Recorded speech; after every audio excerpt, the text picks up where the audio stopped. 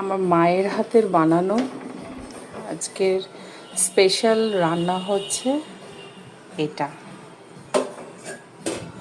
বলো তো এটা কি? এটা হচ্ছে কচু শাক, চিংড়ি, ছোলা, নারকেল দিয়ে কচু শাক। আমার মা এই রান্নাটা মানে বেস্ট করে, মানে আমি তো কি বলবো, জাস্ট অনেক কিছু আছে মায়ের হাতের রান্না মানে ভালো বলার জন্য, কিন্তু এই কচু শাকটা আমার বাড়িতে আসলে আমার মা আমাকে করে খাওয়ায়। মা আসলেই আমার কোথাও না কোথাও থেকে ঠিক কচু শাক আসবে আমার বাড়িতে।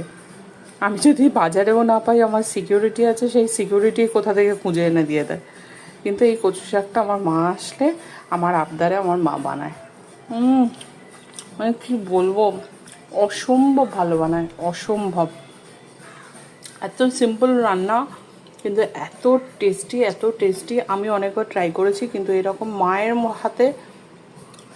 মায়ের মতো এরকম টেস্ট আমার কোনো দিনই আসেনি।